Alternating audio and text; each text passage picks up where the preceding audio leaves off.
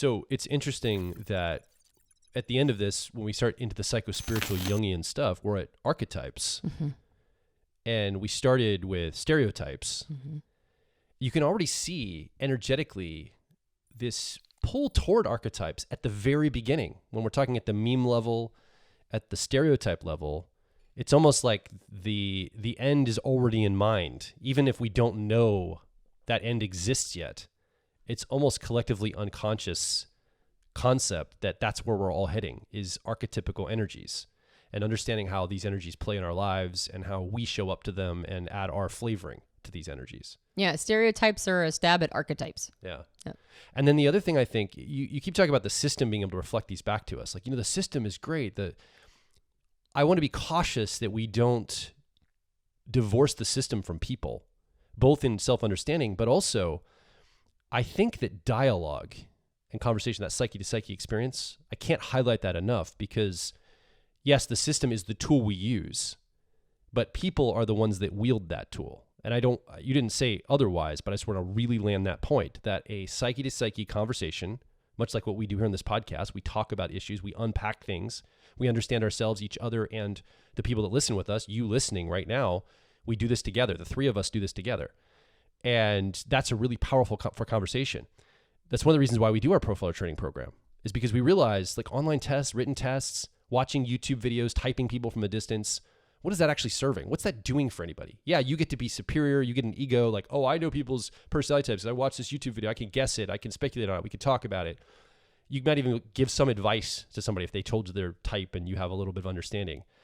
But the ability to have a conversation with somebody, a nuanced, in-depth conversation that goes beyond stereotypes and memes, goes beyond dichotomies, hits into cognitive functions, but we're even training people, like in our profile dynamics class, we teach archetypal energies and the alchemy of those and the 8-function model and how to identify them in others, and then give them coaching recommendations in their life based on these deeper understandings, psycho-spiritual recommendations. All of that's available, but it has to come through a process, I believe, and I think you do too, Antonia, of conversation with another person. And so, again, that's why we've doubled down on the methodology of profiling, and we think that's such a powerful program, because that gives people that access point. I'm so glad you mentioned that. From my perspective, all the highest quality and best content that has been built on top of the foundation of the system has come from people who use it in practical applications. Like John, who has used it in psychotherapy for like 50 or 60 years. Yeah. People like Linda Behrens, who's been using it in corporate consulting and coaching for 50 years, right? Or 40 years. I don't want to age her. Sorry, Linda. Yeah. But and you see our students who in their coaching practice use profiling, they start to understand the system of Myers-Briggs so much more in depth when they're starting to use it with actual clients. Well, and that's what I was going to say, is a lot of the awareness and understanding that we personally have gotten has not always only been in coaching, which, by the way, just skyrocketed my understanding of type when I started coaching, because I was giving actual advice and people were coming back and saying that didn't work. And we're like, okay, why didn't it work? Was it me or was it you? Right. And so there was a lot of refining going on. And eventually it was like, no, that's working. Right. And it works every time, practically.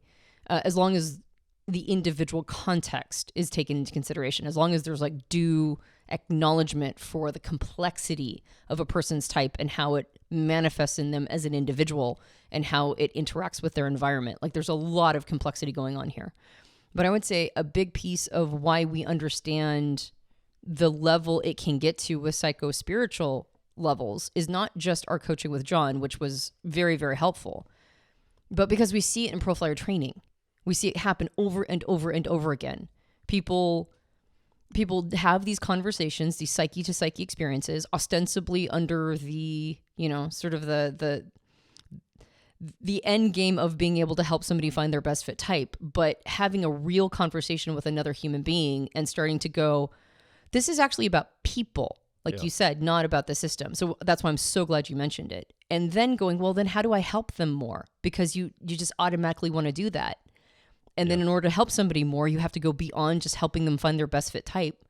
You have to get into a place where you can actually give them sound advice And that means you have to dig your hands even deeper into the complexities of the system. You mentioned Profiler Dynamics, which is a course that we offer after a person has gone through Profiler training, which understands type dynamics and way more complexity, specifically to as a precursor to coaching. Yeah. So you go deeper and deeper and deeper. And then you get to this place where you just can't help but start to realize how many shifts are happening inside of you. And so people who come to like the Profiler Training live event, or we have other programs where live events are available, like Personality Life Path. But when somebody comes to a live event and then they're surrounded by people who are all fascinated by the same topic, but it's touching them in the same way, in the same growth orientation way. And now people are having like massive life changes, right?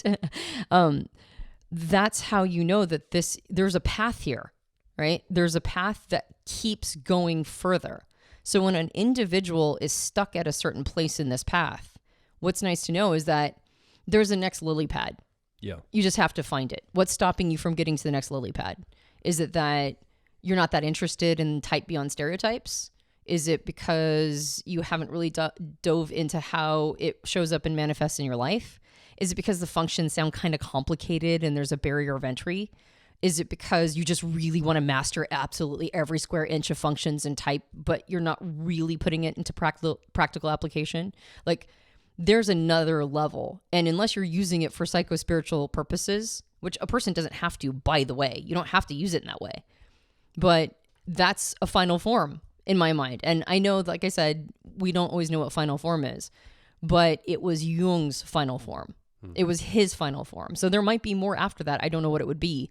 I just know that was his end game. So there's more, and it routes back to the source. It's one big hero's journey circle, right? It started with Jung. You go through a hero's journey of all of the things we're talking about. It ends with Jung. It ends with his concept of individuation.